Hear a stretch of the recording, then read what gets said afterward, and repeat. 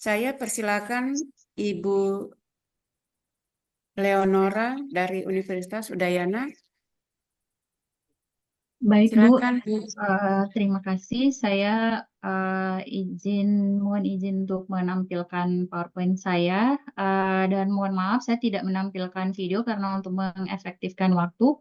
Saya sedang Ya, di tempat yang agak kurang sinyalnya, jadi saya pikir lebih ya, efektif jika saya langsung aja. Ya. eh, Judul penelitian yang akan saya presentasikan di saat ini adalah toponimi yang terdapat di dalam tradisi lisan masyarakat Kota Ambon. Ya, Eh, seperti kita ketahui bahwa setiap penamaan suatu tempat itu pasti mempunyai kisah tersendiri.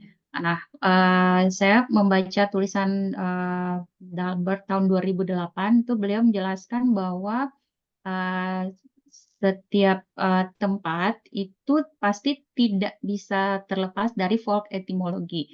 Ya, jadi setiap penamaan tempat itu pasti berkaitan erat dengan kisah-kisah yang uh, terdapat dalam komunitas masyarakat tersebut. Nah, begitu pula dengan di Ambon, penamaan-penamaan tempat di Kota Ambon ini sangat berkaitan erat dengan tradisi lisan yang dimiliki dan membentuk identitas kebudayaan masyarakat tersebut. Nah, nama-nama tersebut juga dia menjadi bagian dari ingatan kolektif masyarakat. Jadi ketika masyarakat seperti di Ambon itu ada tempat yang namanya Kuda Mati, Gunung Nona. Nah, ini mempunyai latar belakang pengetahuan kolektif masyarakat bahwa itu berasal dari legenda Taina Luhu atau Nenek Luhu yang begitu dikenal di Indonesia. Nah, eh, memori-memori kolektif ini dia diwariskan melalui tradisi lisan secara turun-temurun yang mengajarkan komunitas untuk mengingat dan menghormati masa lalu. Nah, Sudaryat itu dia membagi toponimi berdasarkan 3 aspek, yaitu aspek perwujudan, kemasyarakatan, dan aspek kebudayaan.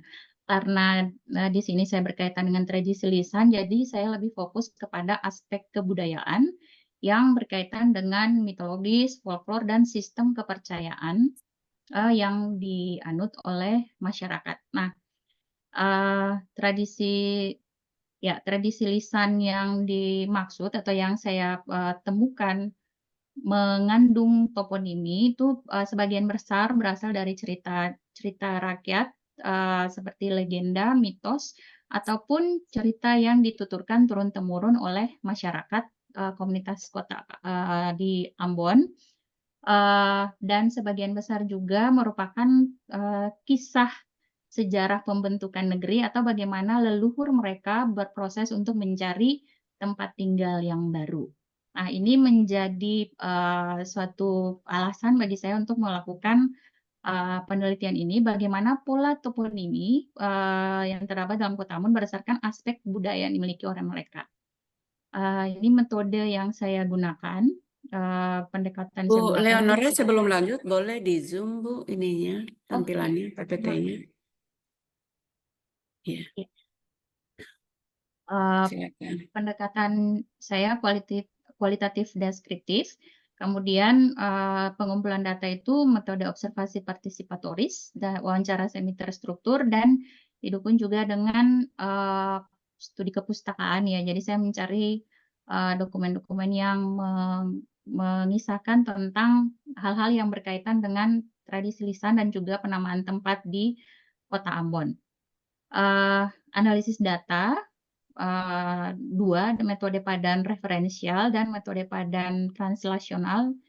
Uh, Kemudian lokasi penelitian saya itu wilayah administratif Kota Ambon yang sekarang terdiri dari 5 kecamatan. Kebetulan uh, tulisan saya kali ini merupakan sebagian kecil dari penelitian disertasi saya.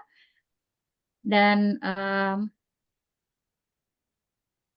ya, ini lokasi penelitian saya, wilayah administratif Kota Ambon.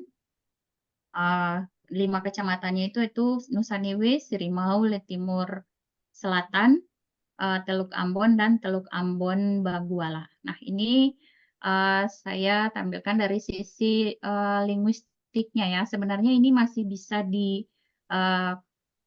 rinci lagi, hanya mengingat waktu dan tempat yang tidak mungkin saya jelaskan lebih rinci. Jadi saya gambarkan seperti ini. Jadi klasifikasi lingualnya ini sebagian besar merupakan frasa. Dan ada juga klausa, ada juga kata.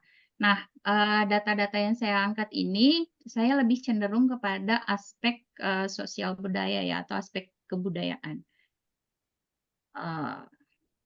Saya tidak menjelaskannya lebih lanjut. Sebenarnya ini seperti kata hatalae,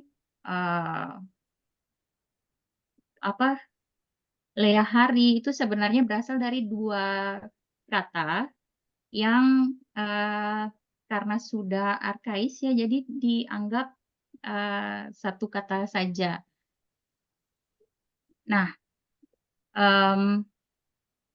kemudian dari aspek kebudayaan yang melatar belakangi pola toponimi di Kota Ambon ini, seperti yang tadi saya sudah jelaskan di awal, dia berkaitan dengan cerita rakyat, legenda, mitos, ritual, upacara adat, dan juga kebiasaan-kebiasaan yang dilakukan atau dituturkan secara turun-temurun. Yang saya ambil di sini, satu legenda yang terkenal itu legenda Taina Luhu atau Nenek Luhu, yang kisahnya itu diabadikan di dalam toponimi-toponimi yang terdapat dalam wilayah administratif Kota Ambon. Seperti ada di Kota Ambon itu ada wilayah bernama Gunung Nona, itu latar belakangnya adalah tempat itu merupakan bukit tempat Taina Luhu atau Nenek Luhu ini beristirahat di dalam pelariannya. Gunung Nona, Batu Capeu, Kuda Mati, Air Putri, itu tempat-tempat yang latar belakangnya berdasarkan kisah legenda Taina Luhu. Nah, selain legenda, ada juga cerita-cerita sejarah yang mengisahkan asal-usul penduduk di suatu tempat atau bagaimana mereka berproses untuk mencari tempat tinggal baru atau ketika mereka menaklukkan tempat tersebut untuk didiami. Misalnya di sini ada beberapa contoh Hutu Muri. Sebenarnya kisah-kisah di balik toponimi ini ada mempunyai beberapa versi ya, bukan hanya satu versi. Dan ini masih harus dilakukan 3 penelitian menit lebih lagi ya, lanjut. Mbak. Baik, Bu. Seperti Hutu Muri itu satu kampung di Timur Selatan, itu berasal dari kata Hutu dan Muri. Ini sebagian besar merupakan bahasa Lune yang mengisahkan bagaimana penduduk kampung tersebut yang turun terakhir dari lokasi negeri yang lama. Kemudian Hukurila itu berasal dari kata Uku dan Rila yang mengisahkan proses pencarian tempat tinggal. Ketika mencari tempat tinggal itu mereka kemudian tersebar-sebar di lokasi-lokasi yang pernah mereka diami. Kemudian kata kilang itu berasal dari kata elan atau kilan yang mengisahkan pertarungan antara dua mata rumah yang sebenarnya berkerabat untuk memperebutkan kursi kekuasaan. Lalu mengenai kebiasaan-kebiasaan adat, seperti ada satu tempat itu bernama Urtatang. Urtatang ini dulunya itu merupakan tempat pertemuan untuk musyawarah dagang yang dilakukan oleh leluhur-leluhur. Nah, ada juga Batu Gantong, ini juga ada beberapa versi. Salah satu versi yang saya dapatkan itu dulu itu para leluhur ketika mereka menyepakati pembagian tanah, maka mereka akan menggantungkan batu berukuran kecil atau sedang itu pada seutas tali di cabang pohon. Itu menandakan batas tanah yang telah dibagi oleh mereka. Nah, kesimpulannya sebagian besar toponimi di Kota Ambon ini dia memiliki latar belakang penamaan yang berkaitan dengan tradisi lisan masyarakat. Secara linguistik, sebagian besar toponimi di Kota Ambon itu merupakan frasa ya. Terdiri dari kata frasa, klausa, tapi sebagian besar merupakan frasa. Nah, berdasarkan aspek toponimi, sebagian besar toponimi Kota Ambon itu berkaitan dengan cerita rakyat, ritual, upacara adat, atau kesepakatan adat yang menggambarkan pola hidup masyarakat tersebut.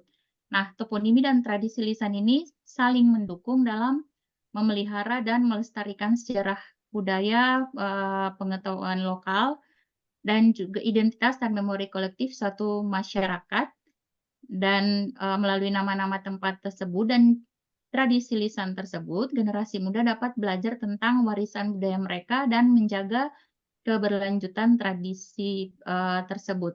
Nah, kemudian juga saya menemukan bahwa nama-nama tempat di negeri-negeri adat di wilayah administratif Kota Ambon ternyata juga mempunyai nama adat. Jadi, selain nama yang biasa mereka sebut sehari-hari, mereka juga mempunyai nama adat seperti Kilang. Kilang itu satu negeri di daerah Timur Selatan, itu nama adatnya itu Samasi Malatu. Hukurila, Lopurisalou, kemudian ada juga Ema itu Hauresi Rakanyawa. Jadi sebagian besar negeri adat di Kota Ambon itu mempunyai nama adat yang tentu saja berkaitan erat dengan tradisi-tradisi lisan yang mereka miliki. Ya, jadi sepantasnya ini menjadi perhatian oleh kita selaku akademisi atau peneliti atau pemerhati budaya. Terima kasih Bu, sekian dari saya. Terima kasih Mbak, waktunya lewat 2 menit. Presentasinya sangat luar biasa tentang toponimi yang ada di Kota Ambon.